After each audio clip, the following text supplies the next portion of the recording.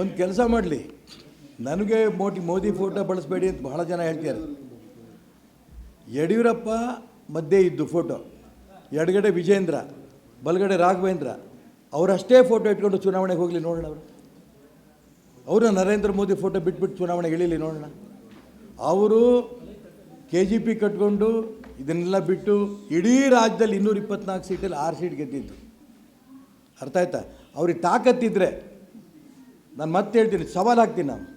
ನಾನು ನನ್ನ ಹೃದಯದಲ್ಲಿದೆ ಅಂತ ಹೇಳಿದ್ದೀನಿ. ನಾನು ಮೋದಿ ಫೋಟೋ ನನ್ನ ಹೃದಯದಲ್ಲಿದೆ, ಅದರಲ್ಲಿ ವ್ಯತ್ಯಾಸ ಮಾಡೋಕ್ಕೆ ಬರೋದಿಲ್ಲ. ಆದರೆ ನಾನು ಹೇಳೋಕ್ಕೆ ಇಷ್ಟಪಡ್ತೀನಿ, ಅವರಿಗೆ ನನ್ನನ್ನು ಮೋದಿ ಫೋಟೋ ಹಾಕೋಬೇಡಿ ಅಂತ ಅವ್ರು ಯಾರು ನಂಗೆ ಹೇಳೋದಕ್ಕೆ? ಅವ್ರು ಅಧಿಕಾರ ಕೊಟ್ಟಿದ್ದಾರು. ನರೇಂದ್ರ ಮೋದಿ ವಿಶ್ವನಾಯಕ, ಅವ್ರು ನನಗೆ ಮಾದರಿ ಒಬ್ಬ ನಾಯಕರು. ಅವ್ರು ನಾನು ಹಾಕ್ಕೊಂಡು ಹೋಗ್ತೀನಿ. ಕೋರ್ಟ್ ಹೇಳಿ ನೋಡೋಣ ಕೋರ್ಟ್ ಏನು ಹೇಳುತ್ತೆ ಅಂತ.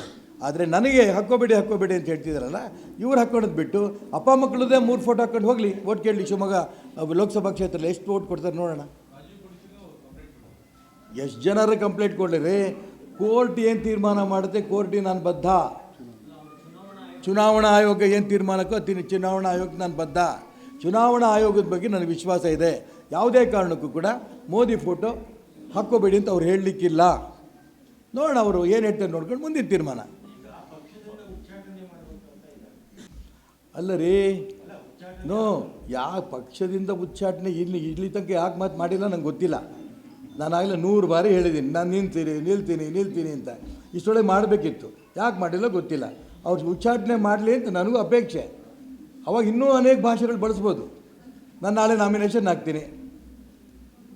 ಅಪ್ಪ ಮಕ್ಕಳು ಈ ರೀತಿ ಪಕ್ಷ ಅವ್ರ ಕೈಯಲ್ಲಿದೆ, ಕಪಿಮುಷ್ಟಿಯಲ್ಲಿದೆ, ಹೊರಗೆ ತರೋದಕ್ಕೋಸ್ಕರ ಇನ್ನು ಇದಕ್ಕಿಂತ ಏನು ಭಾಷೆ ಬಳಸಲಿ? ರಾಜ್ಯದ ಅಧ್ಯಕ್ಷ ಸ್ಥಾನಕ್ಕೆ ರಾಜೀನಾಮೆ ಕೊಟ್ಟು ಬರಲಿ, ಇನ್ನೇನು ಭಾಷೆ ಬಳಸಲಿ? ಯಾಕೆ ಇವತ್ತಿನ ತನಕ ಇನ್ನೂ ಪಾರ್ಟಿಯಲ್ಲಿ ಇಟ್ಕೊಂಡಿದ್ದಾರೆ? ನಾನು ಅದಕ್ಕೋಸ್ಕರ ಹೇಳ್ತೀನಿ, ಅವರಿಗೀಗಾಗಲೇ ಚುನಾವಣೆ ಸೋಲಿನ ಭೀತಿ ಶುರುವಾಗಿದೆ. ನೋಡೋಣ ಮುಂದೇನೇನಾಗುತ್ತೆ ನೋಡೋಣ.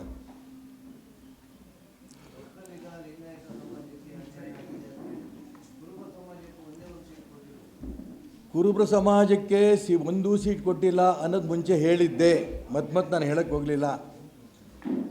ಈ ಕುರುಬರ ಸಮಾಜಕ್ಕೆ 1 ಸೀಟ್ ಕೊಟ್ಟಿಲ್ಲ, ಹಿಂದುಳಿದವ್ರಿಗೆಲ್ಲ ಭಾಳ ಅನ್ಯಾಯ ಆಗಿದೆ ಎಲ್ಲರೂ ಹೇಳ್ತಾ ಇದ್ದಾರೆ. ಎಲ್ಲ ದಲಿತ ವರ್ಗದವರು ಕೂಡ ಹೇಳ್ತಾ ಇದ್ದಾರೆ ಅನ್ಯಾಯ ಆಗ್ತಾಯಿದೆ ಅಂತ. ಆದರೆ ಇವರು ತಮಗೆ ಬೇಕಾದವ್ರನ್ನೇ ಮಾಡ್ಕೋತಾ ಹೋಗ್ತಿದ್ದಾರಲ್ಲ, ಇದು ನಾನು ಹೇಳಕ್ಕೆ ಹೊರಟಿರೋದು.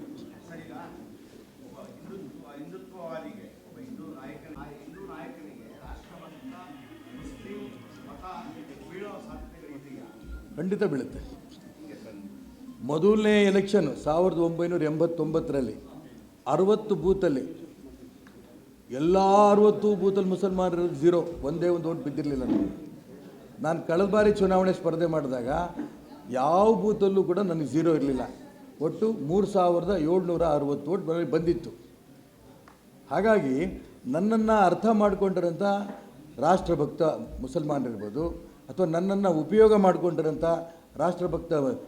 ಮಾಡಿಕೊಂಡಿರೋಂಥ ಮುಸಲ್ಮಾನರಿರ್ಬೋದು, ಮತ್ತು ಈಶ್ವರಪ್ಪ ಮುಸಲ್ಮಾನರಿಗೆ ಯಾವುದೇ ಕಾರಣಕ್ಕೂ ಸುಮ್ಮನೆ ತೊಂದರೆ ಕೊಡಲ್ಲ, ಈ ರೀತಿ ನಂಬಿಕೆ ಇರೋಂಥವ್ರು ನನಗೆ ಖಂಡಿತ